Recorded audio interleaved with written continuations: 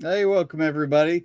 I'm glad to have everybody here today. Well, we have a very special guest, and I'm excited. This came together really last minute. It was kind of just a conversation last night that led us down the rabbit hole where we are today. And so, without further ado, I'm going to let this amazing lady introduce herself and kind of tell you a little bit about what she does and where she's at and how she helps voters. Go ahead.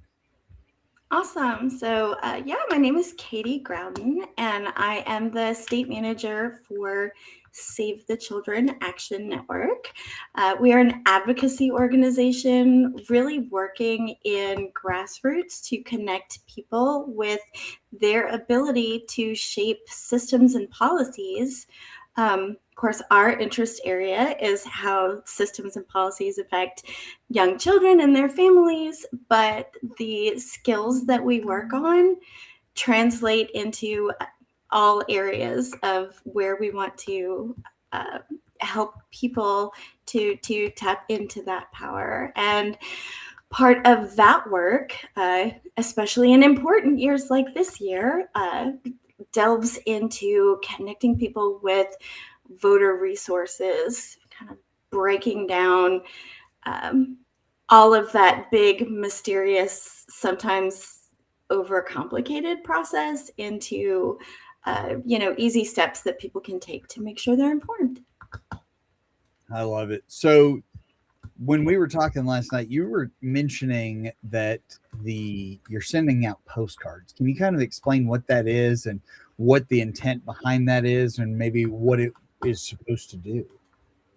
Sure. So one of the things that we have learned over time is Tennessee is a non-voting state. We have very low voter turnout at the polls in any year, but in midterms especially, primaries dismal. Uh, Local elections, it depends on the community. What we have done is just look at public record of people's voting registration and then whether or not they are translating that voter registration into showing up at the polls. And then from that data, we are reaching out to folks who are registered to vote but aren't going to the polls to see if we can help connect them to resources that make it feel more accessible to get to the polls and have their voices heard. So, Wow. uh, yeah. So how does that align with the goals of Save the Children Action Network? How do those two things kind of marry together? For me, it's really about helping people to understand their power. Like we get to choose. We have the privilege and the right that people, fought and bled and lost their lives for to choose our leadership. And then based on who is sitting in those leadership seats, uh, you know, that trickles down to the policy that affects our day to day. So for me, making sure that people understand that power and that they are making informed decisions means that theoretically we are going to choose leadership that align with our values, whatever those values are for each individual person. And are you guys partisan or nonpartisan? We are 100% nonpartisan. We work with legislators on both sides of the aisle, middle of the aisle, no aisle, uh, and just try to make sure that we are having like people first discussions. Um, and so for me, it's not about um, what side someone is on, but that they are seeing the real impact of their decisions on folks in their community. And the way that we do that is to bring folks from the community into the conversation. Yeah, that's awesome. And so I was been reaching out to all 95 counties in Tennessee trying to get the percentage of voter turnout, along with some other information. And you mentioned it already that very low voter turnout. And I think you saw on my Facebook page where we were discussing why are we registering to vote if then we are not going to vote. And as you've been doing this advocacy work, have you seen any explanations for this? Or is there anything that kind of jumps out at you that maybe we as a society can help get people more civically minded when it comes to voting? So I think, first out of the gate, what often happens, what I see with a lot of folks is that they, are my age or perhaps a little bit, in an earlier generation. You go to get your driver's license or renew your driver's license, and they ask you if you want to vote or if you want to register to vote.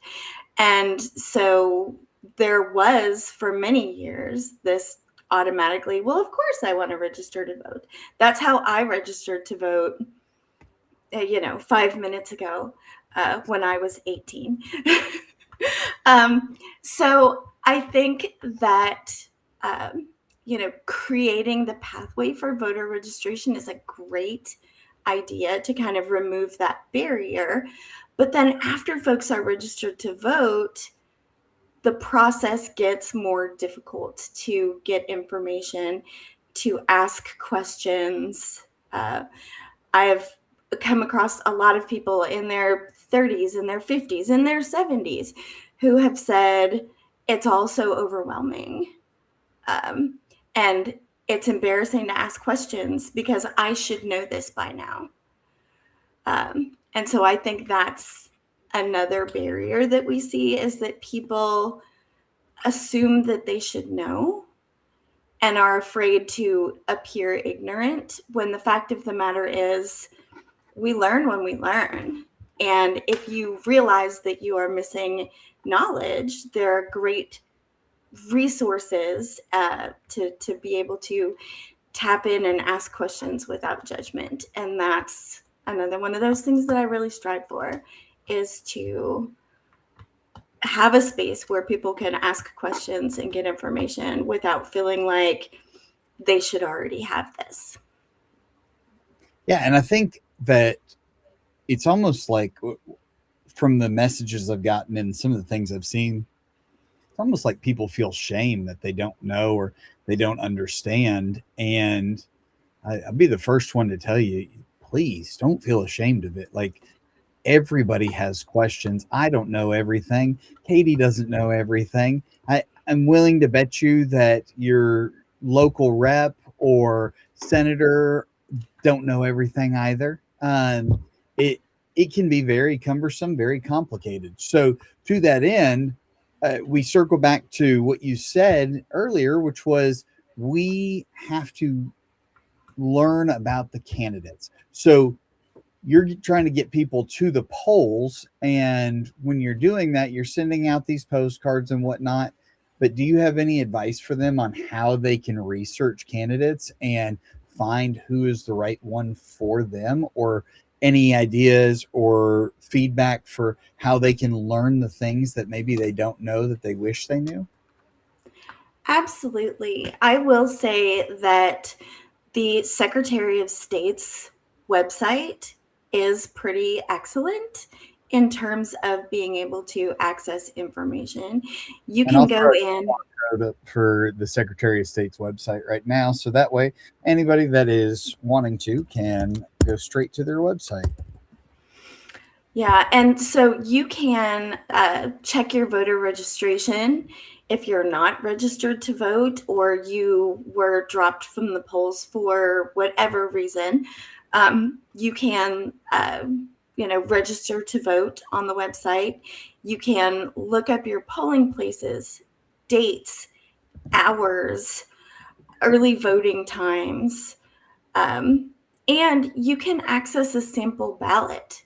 So you can see the actual candidates in the races that will be on your ballot based on your address. And then be able to kind of start looking into what those folks' presence is in the world, what messaging they're using, um, who sponsors them, because I think that can make a big difference in kind of looking at, who do I align with, that's sponsoring a candidate, and why would that matter? Or, if this candidate is sponsored by an organization that I have concerns about, then I can dig into that. Um, it does take a little bit of homework. There are also organizations like the League of Women Voters, for one.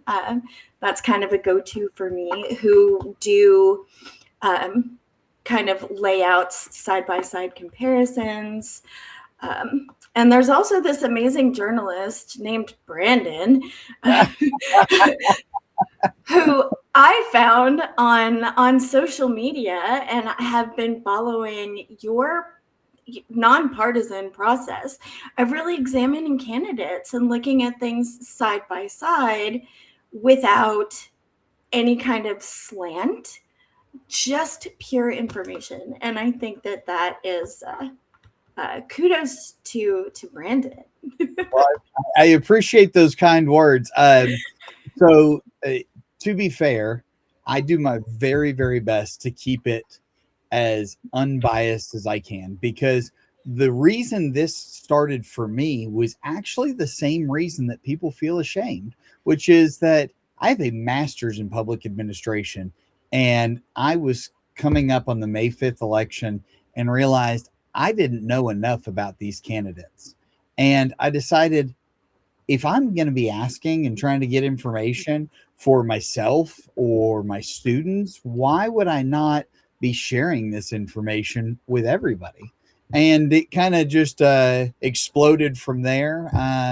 Somebody said to me, send a message to the gubernatorial candidates. I really like to know what their position is on this question. And then next thing you know, I had 7 questions, and there I was. And now here we are. It's turned into its own full-time job. So I truly appreciate those kind words. That said, I am not the only resource. There's so many good resources. The problem is trying to find them. And I think that people struggle because I'm going to I've been pulling the polling information from all 95 counties, like I mentioned earlier. So I've been reaching out to them. And there's been several counties where they did not have either a Democrat or a Republican on their primary ticket, depending on the county that they were in, which showed really low voter turnout for that respective demographic.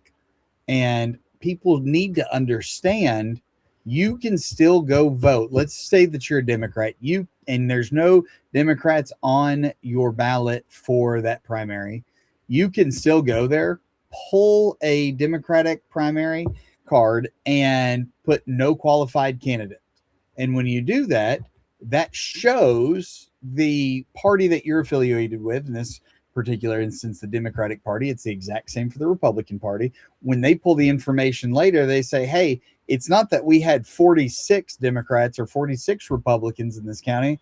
We actually have 300, right? So just by you going there and doing that, it helps them to understand the demographics, because we're seeing more and more where you may not have an opponent to some of these races, or there may be nobody qualified that's running in some of these smaller towns and these smaller races.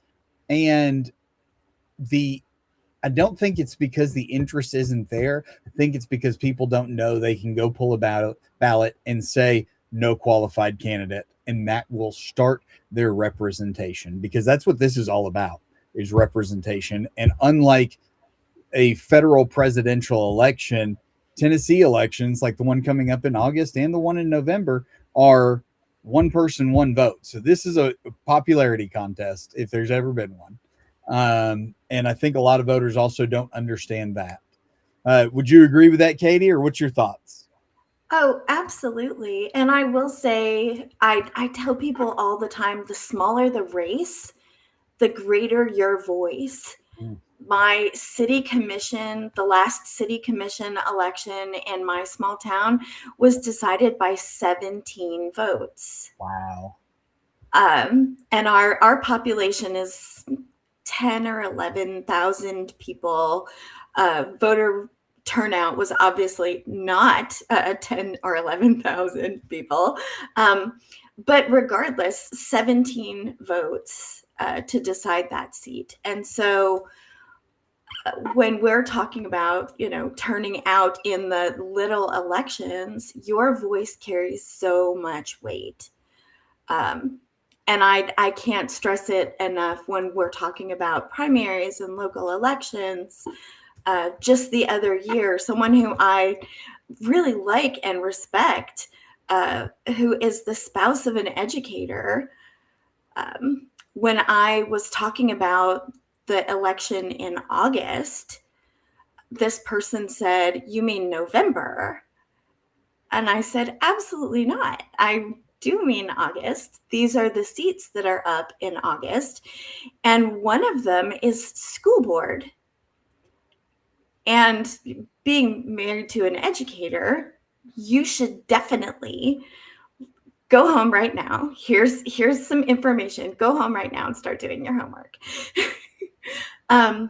Because I agree with that more because they affect your life so much. These local elections, these smaller ones where who's going to be your county mayor? Who's going to be your sheriff? Who's going to be on your school board?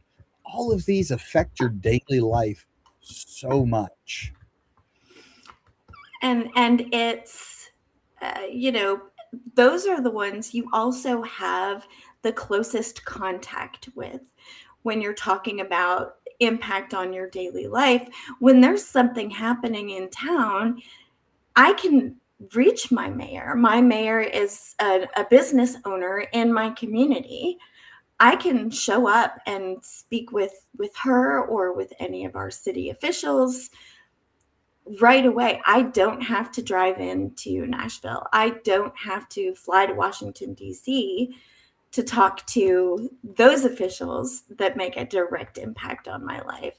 Local government is so important, and people, I think, sometimes let it go on autopilot.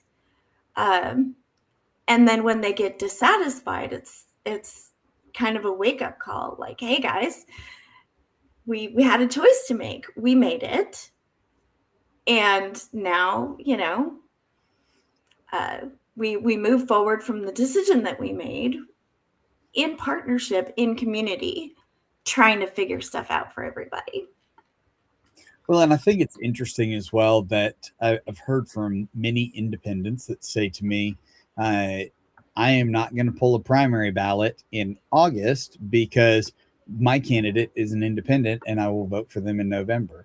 And my feedback to them is you have a wonderful opportunity to vote twice. And if your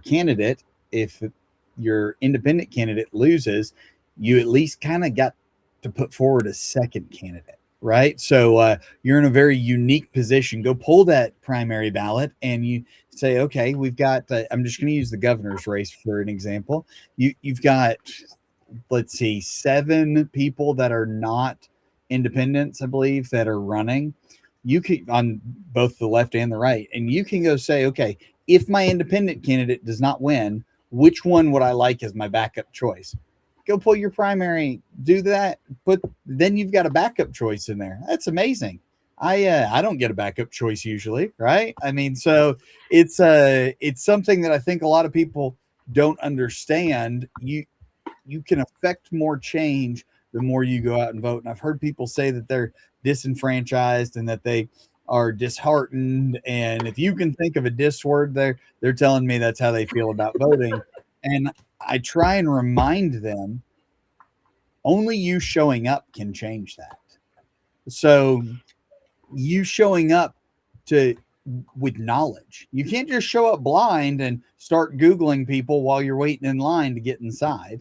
If you do that, you're going to get terrible information, not enough time to think on it. I mean, who knows? You might be like my wife and change your mind 2 days before you go vote. So it's important that you take a little bit of time. you've got a few minutes before you go to bed.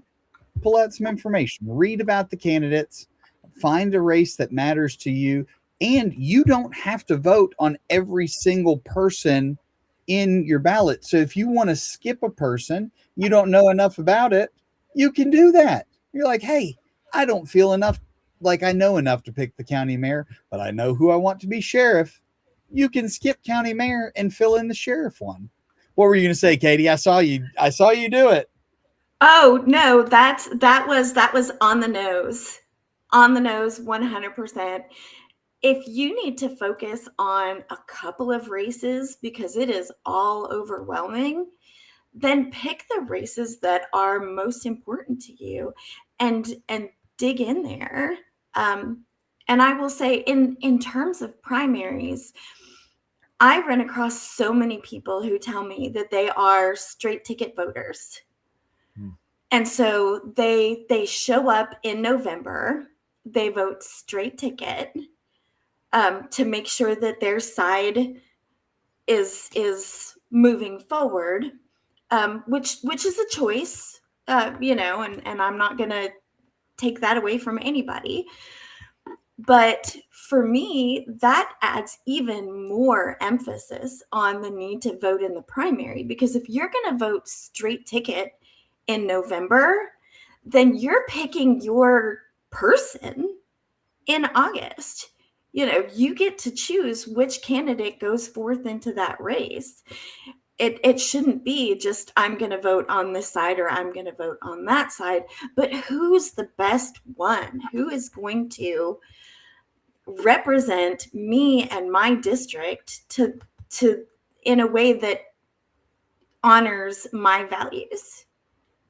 Yeah, and I think that's a phenomenal piece of advice, because if you only show up in November and you plan to pick just a side, straight D or straight R, you had the opportunity in August to pick which one was going to be your vote in November. And I got to tell you that, having talked to just about every gubernatorial candidate out there, there is massive differences. I was talking about Democrats earlier, so I'm going to talk about them again for a second, and that'll circle over to the Republican side. If you look at the likes of somebody like Tim Sear or Adam Ditch Kurtz or Carnita Atwater, or Jerry Green, they are all Democrats with vastly different platform ideas. What they want in the long run is still within what you would expect from your party, but very different ways of governing, very different ways of trying to accomplish it, very different perspectives. If you switch over to the Republican side and you have Marsha Blackburn, John Rose, and Monty Fritz.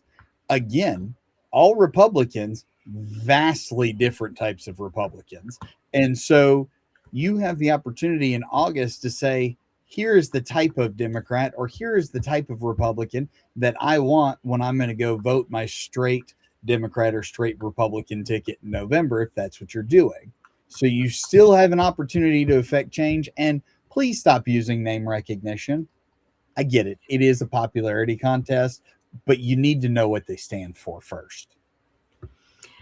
Absolutely. And one of the things that I encourage people to do, and we actually do whole trainings around candidate engagement to, go on. We've got a candidate tracker that we're running for people who are engaged with us.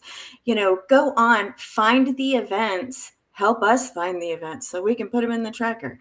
But look up, like, where are they going to be, and then show up and ask them questions. Ask them about the things that you care about, and not just like, do you care about XYZ?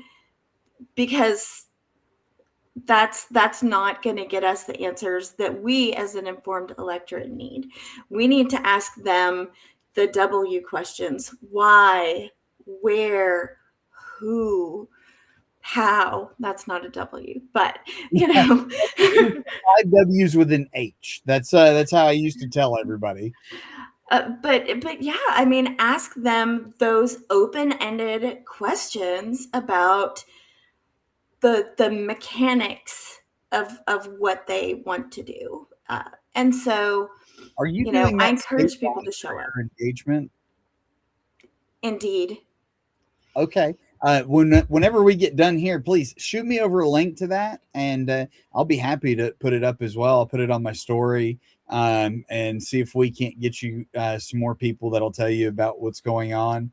Also, I get the press releases, so I'm not sure if you're signed up to get the press releases from all the campaigns or which campaigns you're following, but I'll be happy to forward those along or get you on those lists as well.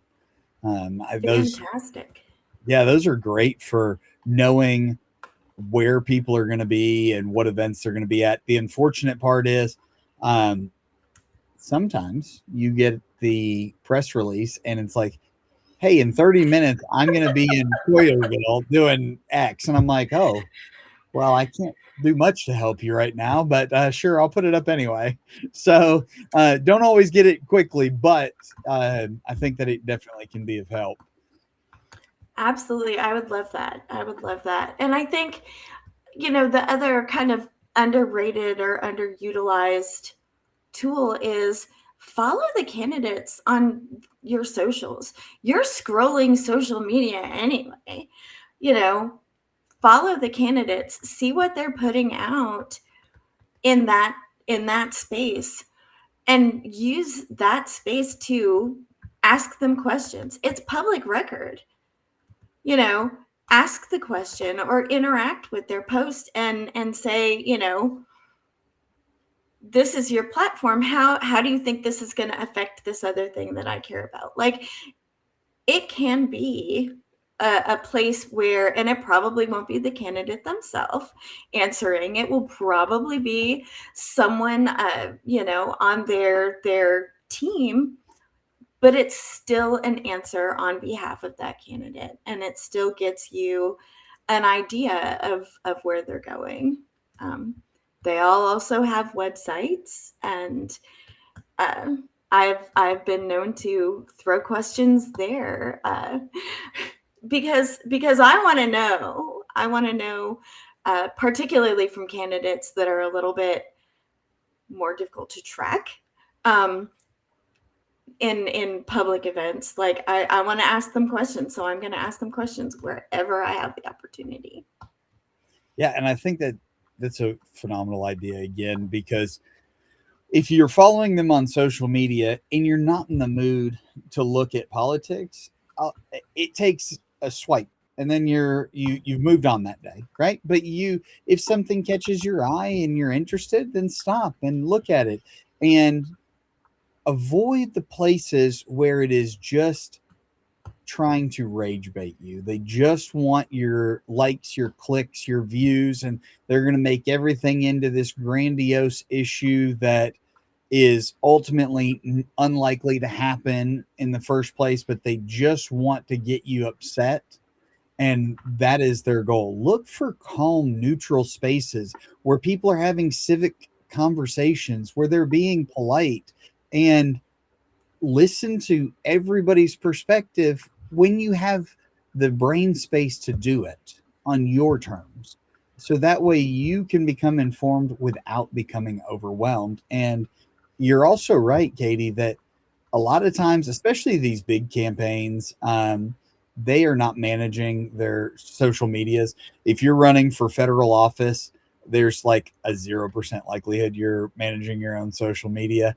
Um, Governor, I've seen, actually, I can think of two off the top of my head that are the ones responding on social media, at least in part. And I'll throw them out there because why not? So Lauren Pinkston, she does a lot of the replies on her Facebook, and Monty Fritz is the only person that will respond to you on Twitter. So you won't get anybody from the campaign on that one. And with Lauren, you're more likely than not going to get her. I can't remember if Jerry Green is doing some of the responding. I thought they said that she was, but I don't want to be misquoted. So there is a possibility that you are going to get the candidate responding or somebody from their press team, but you probably won't know which one it is, to be honest with you. Right, right. Um, and just thinking about other tools, just trying to like put as many tools in toolboxes as we can during this conversation. If you lean one direction or the other, um, and affiliate with one of the parties, a great place to get more information about your candidates is your local Democratic Party or Republican Party presence. So whether at the county level or at the state level, you can engage with, the Tennessee Republican Party, get newsletters, get information, get those front end invitations to candidate events, and the same thing on the Democrat side. You can engage with that party and get information on those specific candidates, particularly going into the primary. Um, if you want to lean more one way or the other, that's a place where you can kind of dig in and maybe get less lost, because they are focusing in on theoretically issues that align more with your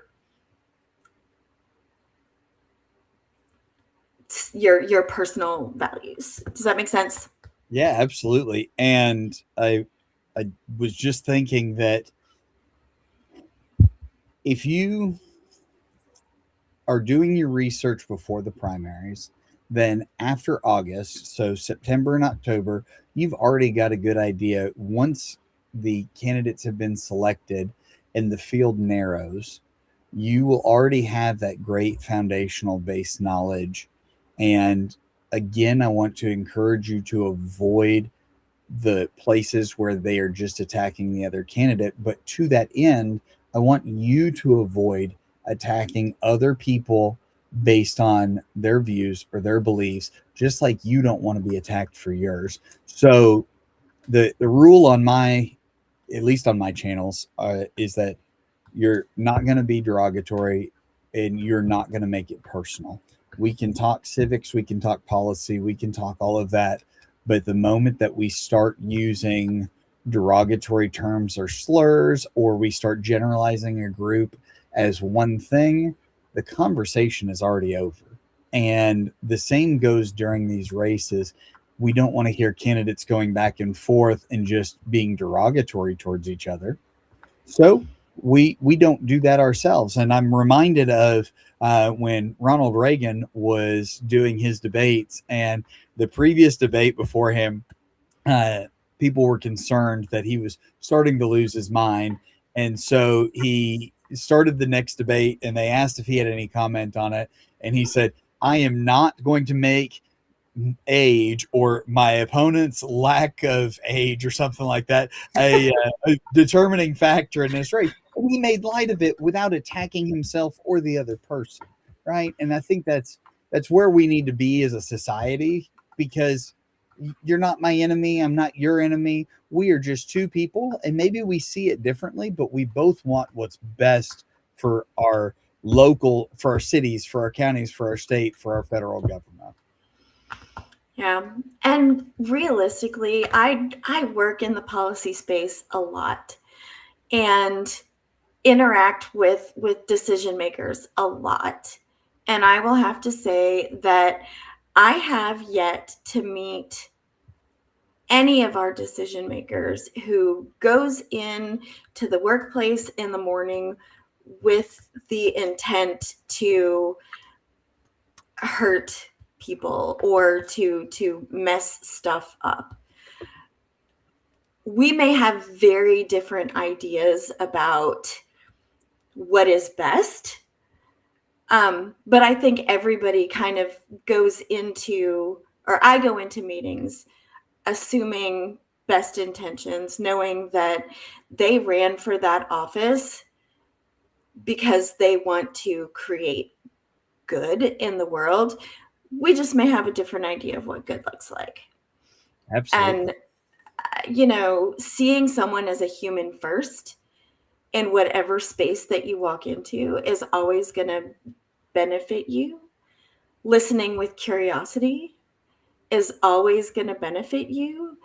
When we talk politics, and particularly for me, when we talk about politics and how it affects children, that can get a little tricky. And so I just remind people, like, if somebody says something that I call it that smacks you upside the head, if somebody says something that triggers a reaction in you, our first thought used to be, for me, let me examine why that set me off. And sometimes, particularly when we're talking about social media platforms where we're separated, we're not in the room with the person, but we're behind a screen. I think that is one of those things that we need to do for ourselves, for our own well-being, is to kind of examine, like, why is this making me so angry? Do I need to examine my own beliefs? Do I need to ask clarifying questions to get at what their point was? Because maybe I'm just You reacting. just took my favorite words right out of my mouth. Ask clarifying questions, guys. Listen, if it hurts your feelings, that it was likely not their intent, and if it was, you probably don't need to continue the engagement with them anyway, right? So, if it was not their intent, ask clarifying questions, because the chances are they weren't trying to hurt your feelings. They were trying to make a point, and it maybe the way they said it came across wrong, or maybe you misunderstood it. Like, we ask clarifying questions all the time. Tell the students that all the time. You don't understand?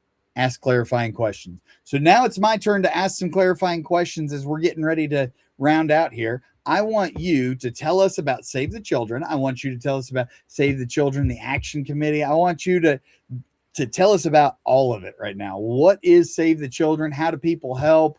The whole thing. All right. So Save the Children has been around for over 100 years. They do direct service for children who are in areas where there is need of multiple kinds: famine,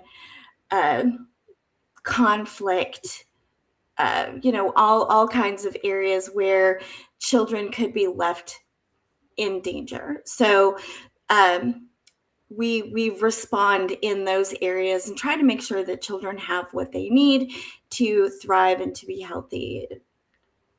That includes across the globe and here in the United States.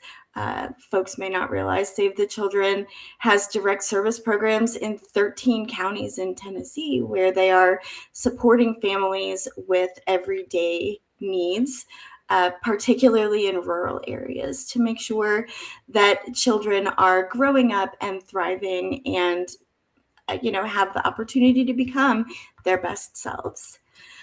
I live in Save the Children Action Network, which is the advocacy arm of Save the Children. So my connection to the work is to make sure that we are shaping policy and systems to ensure that kids have the things that they need. We know sometimes there are systemic challenges that keep families or keep children from accessing things like education and food, which are vital to becoming a productive person in the world. And we believe that, yes, children are the future, but children also matter now. Children are important and have value and rights now. And so we work in grassroots largely in helping people to kind of connect to how decisions affect them in their real lives, and to break down some of these big overwhelming policy pieces. I mean, I say farm bill and my own eyes glaze over. Uh, but then when we talk about like how this enormous piece of legislation affects children, families, food systems, and break that down and then give people actionable steps about what they can do to make sure that their decision makers know how they feel about it and what they would like to see for their community, for their state, for their country. So it is exciting work. And my favorite part is being in communities and helping people to understand, like, they don't need to be empowered. They have power inherent in themselves. Um, it's just, making sure that they feel confident, that they have tools that they can lean on, and that they can practice those skills in places where they feel safe, because sometimes it can feel intimidating walking into a room with someone who is, air quote, important, because you are equally as important as anybody who is sitting in an elected office. Their job is just different than yours, and their job probably affects more people than yours. But you are an expert in your own experience, and you're an expert in your own area of interest. And you, I tell people all the time, you are smart, you are important, and you have something to say. I love it. That's good. I might have to start telling that to my kids every day. So I'm gonna take what you said and I'm gonna ask: do you partner with Second Harvest? I do. I do partner with Second Harvest across the state, and Do you, do you partner with Second Harvest of East Tennessee? yes. Oh man, I love Second Harvest of East Tennessee. So I'm going to go on a quick tirade here, which is that I took my students on a field trip to Second Harvest to have them do some work down there, and it was phenomenal. And I loved it, and the work that they do, and the way that they do it, and the way that they will give kids food for the weekend, so that way they don't go hungry, so that way they can eat while they're not in school. Like it is heartbreaking but amazing work all at once. So I'm so glad to hear that you guys partner with Second Harvest of East Tennessee. And if you're ever out here in my neck of the woods and you're going to Second Harvest, I welcome every opportunity I can to go down there. So give me a shout and we'll meet down there.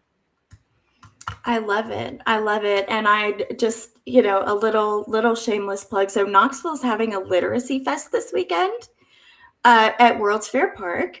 I will not personally be there, but my colleague is going to be there. She's going to have a table set up with information about our work, but also a simple action that people can take while they're enjoying the festival, and all of the great literacy activities. They're book characters and all kinds of fun. It's going to be amazing. This will be our third year participating.